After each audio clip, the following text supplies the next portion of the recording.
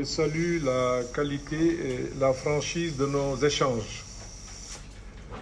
Le compte rendu sera fait au président de la République tout de suite après cette rencontre. Je voudrais vous remercier pour vos excellentes contributions qui sont pertinentes et qui vont être intégrées à la réflexion sur la mise en œuvre concertée des recommandations de la Cour des comptes en vue de l'amélioration de notre système de gouvernance des ressources publiques. Il est vrai que les trains qui arrivent à l'heure n'intéressent personne, mais moi, c'est eux qui m'intéressent le plus. En lisant certains commentaires par voie de presse et sur les réseaux sociaux, on a l'impression que la Cour des comptes n'est qu'un organe justicier qui oblige l'État à engager des poursuites pénales. Or, l'audit, comme je l'ai rappelé tantôt, est un outil de gestion. Vous me permettrez, sur la base de certaines réflexions exprimées, avant de vous partager les orientations du gouvernement, de formuler les observations pour recadrer un peu le débat que nous souhaitons enrichir sur une base périodique. Je pense qu'on s'est entendu sur ça, et régulière, entre le gouvernement et les parties prenantes, dont vous constituez un maillon très important. Comme vous le savez, nous vivons dans un monde où la qualité de l'information est de plus en plus compromise, et ce phénomène préjudicie aux intérêts des organisations comme des citoyens.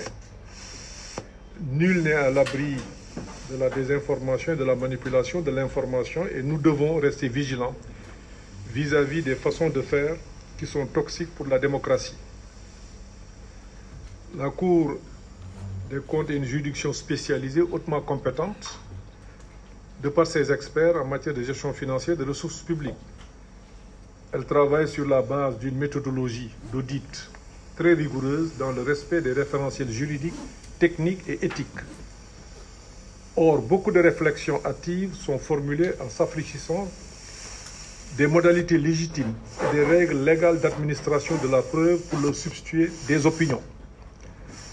Les experts de la psychologie, de la sociologie et de l'anthropologie nous mettent en garde contre ces dérives qui menacent nos institutions à travers le monde. La dénaturation des propos et l'extrapolation des faits sont devenus en effet monnaie courante grâce à l'utilisation malveillante des réseaux sociaux. Ainsi, comme le disait un célèbre penseur, un mensonge peut faire le tour de la terre le temps que la vérité mette ses chaussures. On note chez nous, comme dans d'autres pays, une certaine obstination à vouloir réduire la complexité d'un problème à la propre croyance d'une personne ou d'un groupe qui ont tendance à privilégier l'ignorance, le déni, les accusations gratuites et les justifications fondées sur les croyances, ce qui est le prélude à la désinformation et à la manipulation comme mode de communication politique. Face à la complexité des problèmes qui nous préoccupent, il est surprenant dans une république de voir des acteurs s'improviser tour à tour, juges, enquêteurs, détectives, historiens, économistes, climatologues, virologues, experts en tout. Comme on le dit chez nous, Badou Menlep, Badou Khamlep, nous avons essayé aujourd'hui de discuter en toute franchise, en toute sincérité. Le gouvernement vous a donné un point de vue, vous avez fait des contributions que je juge très intéressantes, très pertinentes, et je voudrais vous en remercier. Si bien que lorsqu'une juridiction épingle quelqu'un, on a tendance, et je vous l'ai dit tout à l'heure, s'il est proche du pouvoir, et acquiert comme miracle une forte légitimité. En revanche, lorsque la même juridiction soupçonne une personnalité de l'opposition, on met en doute l'indépendance de la justice et la probité des magistrats. C'est un peu le sentiment que nous avons eu et on en a partagé. Heureusement, ce n'est pas le cas pour vous qui êtes là. Être républicain et démocrate dans un état de droit, c'est respecter avant tout les institutions et se soumettre aux droits tout en continuant à les améliorer. Mesdames et messieurs, la Covid n'a pas que des aspects négatifs, comme du reste toute pandémie, comme en atteste l'histoire de l'humanité. Elle a révélé en effet la fragilité des États à travers le monde, comme elle a éclairé sur des déficiences et certains dysfonctionnements de notre administration. Il faut se réjouir que notre pays dispose d'institutions fortes, compétentes et crédibles, qui sont en mesure de diagnostiquer nos maux et de proposer des solutions pertinentes pour restaurer l'harmonie dans l'intérêt des populations. Pour que ce travail soit constructif et utile, chaque partie prenante doit assurer sa part de responsabilité et jouer sa partition. La critique systématique simpliste nourrit l'esprit vindicatif et contre-productif. L'attention est souvent dévoyée pour se focaliser sur les poursuites pénales en occultant les 85 recommandations formulées par la Cour des comptes pour améliorer le fonctionnement de notre administration. Et pourtant, c'est là la signification et la finalité d'un rapport d'audit. Je puis comprendre la forte passion exprimée par une certaine partie de la population pour engager rapidement les poursuites pénales contre les auteurs des faits présumés de faute de gestion. Je pense que cette passion, du reste normal, exprime un fort besoin de justice sociale et d'égalité. C'est la satisfaction de ce besoin qui sera la réponse à cette exigence-là, et non exclusivement les poursuites judiciaires et la répression tout azimut. La Cour des comptes a adressé des recommandations au garde des Sceaux, ministre de la Justice, tendant à l'ouverture d'une information judiciaire sur les faits susceptibles d'être qualifiés de délits ou crimes. La chancellerie étudie les recommandations en vue de leur mise en œuvre selon les règles et procédures idoines. Comme l'estiment certains psychologues, il est sain de se poser des questions, mais il est malsain d'y apporter des réponses trop rapides et stéréotypées. Nous devons promouvoir et instaurer entre nous un dialogue bienveillant et respectueux qui questionne la fiabilité de nos méthodes que nous utilisons en séparant les faits de nos opinions, car la justice juge les faits et non nos croyances, quelle que soit leur importance. Le gouvernement va exploiter le contenu du rapport et non pratiquer le déni, de crainte que cela démobilise notre système de croyance. Si ce que nous alléguons est vrai, nous n'avons pas besoin de perdre notre sang-froid, de gaspiller notre intelligence et notre énergie pour promouvoir l'ignorance, d'élever le ton de la voix, de menacer ou d'user de violence pour démontrer la véracité de ce que nous tenons comme vrai. Comme vous le savez, il est plus facile de déconstruire que de construire. La gouvernance d'un État s'inscrit dans un temps structuré. La Cour des comptes a mis le temps qu'il fallait pour analyser et formuler des recommandations. Le gouvernement exploite le rapport en vue de le mettre en œuvre de la meilleure manière dans une ligne de temps cohérente. On ne gouverne pas un État ni dans la rue ni dans les réseaux sociaux, mais dans le cadre d'institutions républicaines et dans le respect du droit. Autant le gouvernement s'est engagé à recourir à l'audit de la Cour des comptes et à rendre public le rapport, autant il s'engage à mettre en œuvre les recommandations en cohérence avec les plans et programmes d'exécution en cours.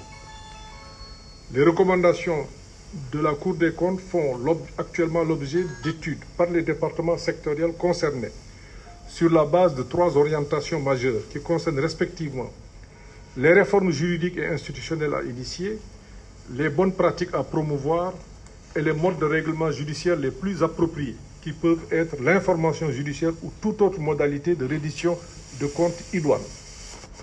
Premièrement, ces recommandations vont servir de base à des réformes juridiques et institutionnelles en vue de renforcer la solidité de l'efficience de notre système de gouvernance en adéquation avec le programme d'appui à la modernisation de l'administration PAMA. Le gouvernement va également, en relation avec l'Agence de régulation de la commande publique, étudier dans les meilleurs délais l'amélioration du système de la commande publique pour plus de transparence sur la base des recommandations de la Cour des comptes, notamment en ce qui concerne l'amélioration du système de pilotage et de l'exécution des dépenses publiques. Cela est fait depuis la semaine dernière où le Code des marchés publics a été modifié.